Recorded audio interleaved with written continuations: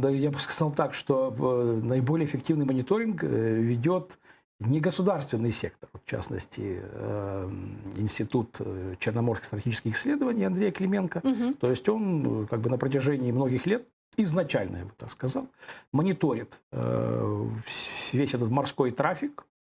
Вот, и, соответственно, как бы информация появляется в открытых источниках, как на сайте института, агентства Black Sea News, так и мы.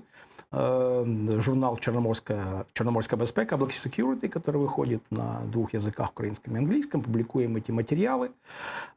И как раз и пытаемся донести вот в реальное положение дел, что называется, в таком онлайновом режиме, с А тем, можете чтобы... привести примеры, кто обходит эти санкции, каким образом эти схемы проделываются? Ну, смотрите, прежде всего это касается как бы и российских судов, которые делают морскую торговлю, собственно говоря. То есть судно может выйти там из Новороссийска каким-то грузом, условно говоря, куда-то в Средиземное море, порт какой-нибудь страны. Потом, возвращаясь назад, может идти с каким-то грузом для Крыма. При этом меняется флаг.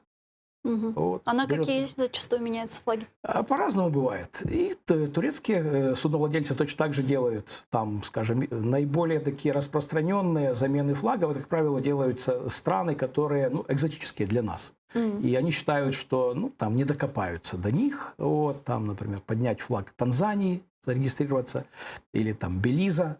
Вот. Но, тем не менее, все это так или иначе всплывает наружу. То есть какой-то рейс там первый удался, следующий не удался. И это как бы серьезные неприятности для судовладельца. Но есть категория судовладельцев, которые как бы на этом делают бизнес. То есть они, даже если турецкие власти, например, карают, наказывают такого судовладельца по соответствующему представлению со стороны Украины, то он, собственно говоря, тут же пытается пускать свои суда через другую фирму, которая тоже, как правило, может являться подставной, брать другой флаг, и продолжать вот, бизнес, условно говоря, начиная от завозки помидоров, вот, и заканчивая там какими-то строительными материалами и так далее. А украинские предприятия торгуют с Крымом? Отслеживаете? В связи с тем, что есть, к сожалению, сохраняется зона свободной торговли, которая была как бы так экспромтом, что ли, как выглядела, создана еще в 2014 году. И это двусторонняя зона свободной торговли. Точно так же есть в российском законодательстве, было предписано создание вот такой зоны на территории оккупированного Крыма.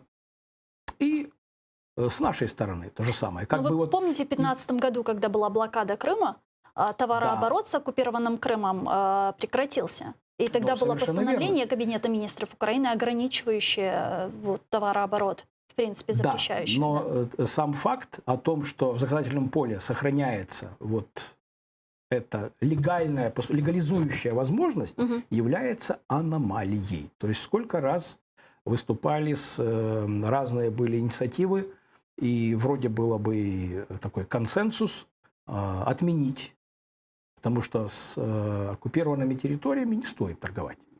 Это универсальное правило. Война продолжается, оккупация продолжается.